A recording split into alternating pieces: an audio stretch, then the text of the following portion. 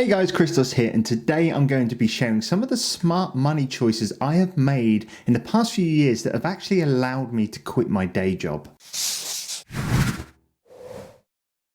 Making smart money choices can be the difference between being financially free and living your life paycheck to paycheck. And I feel I'm currently at a point in my life where I have managed to quit my day job, but I'm not putting all of the reasons of that down to my income and increasing that, but more so to the smart choices I have made when receiving that money. And I'm going to share a couple of them with you right now. So first up, and one of the things that I think everyone should be prioritizing before anything else, and that is clearing out any debts. And the way that I think that you should be doing this is sitting down, having a look at all the different debts that you have, if you have multiple debts that is, starting off and creating a list with the ones with the highest interest first, all the way down to the ones with absolutely no interest at all. And what you're going to want to be doing is working your way from the top to the bottom. So paying off all the ones with the highest interest first and then working your way down. Now with this, of course, there are going to be some exceptions. Number one, if you have bought a house with a mortgage,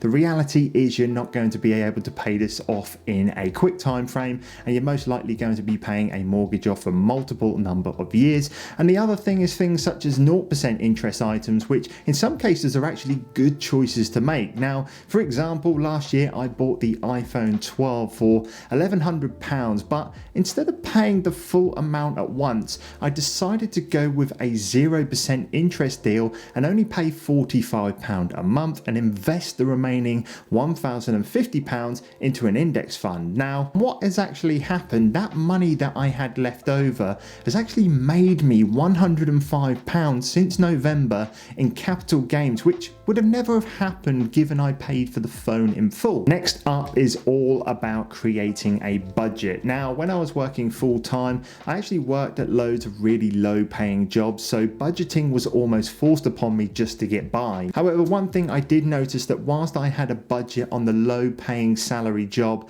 that I had, I actually kept it the same as my salary started to increase.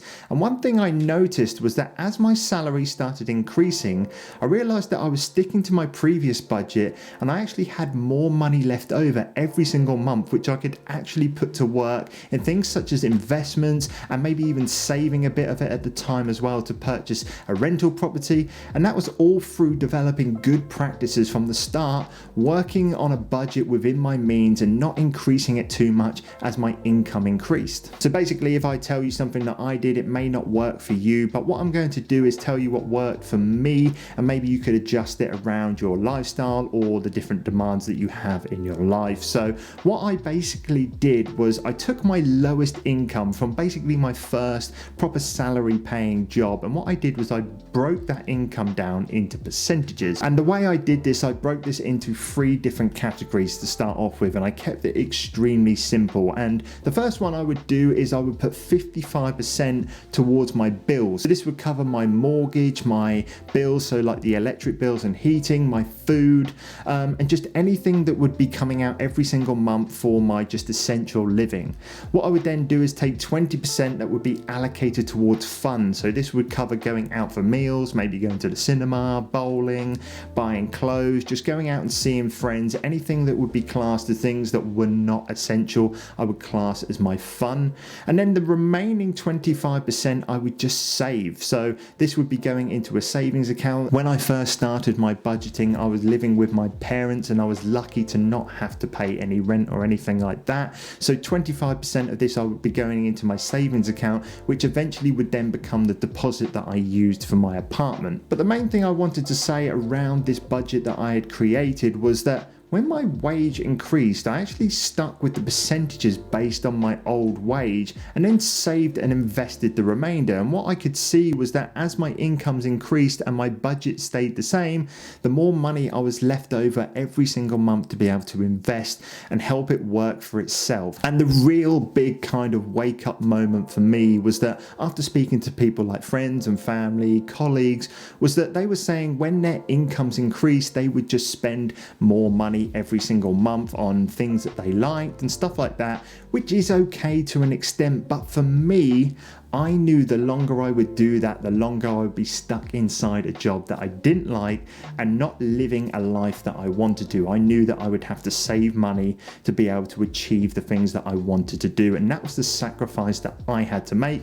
I'm not saying that it's the right choice. Obviously, I know friends that are really happy in jobs that spend all of their wages and typically live paycheck to paycheck, and that is absolutely fine, but it's not the life that I wanted to live. Alright, so the main financial decision I decided to make was to start investing my money into assets and not liabilities. And for those that didn't know, the difference between an asset and a liability is very, very simple. An asset is something that you spend money on that will put money back in your pocket or potentially increase in value, whereas a liability is something that will only ever decrease in value and will never ever pay you back on a monthly or yearly basis. Now, a few examples of this would be your car is a liability, as you normally always will be selling it on for a cheaper price, and of course it's not going to be paying you monthly. And then an example of an asset would be something like a dividend paying stock that would pay you quarterly or yearly. And then another example of an asset would be purchasing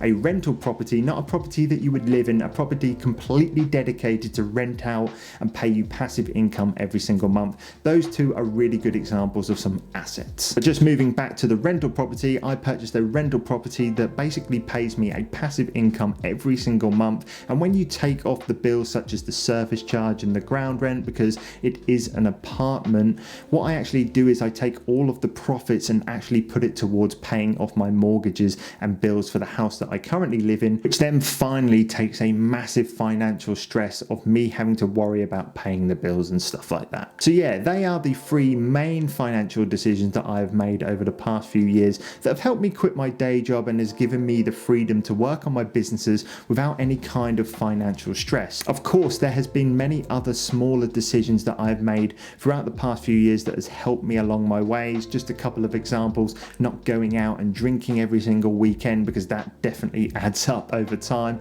Stop spending money on pointless designer clothes. That was something I used to do a lot when I was growing up, just coming out of my teenage years.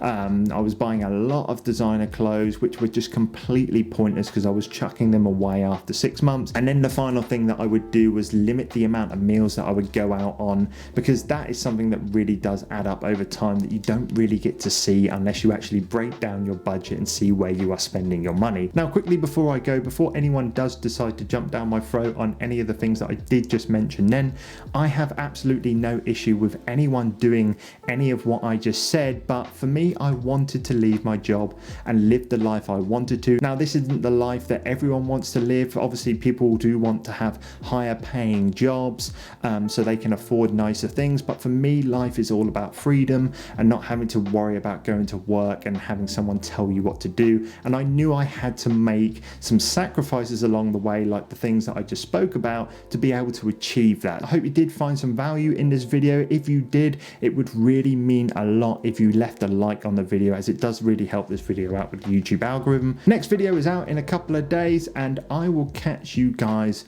very soon. Take care.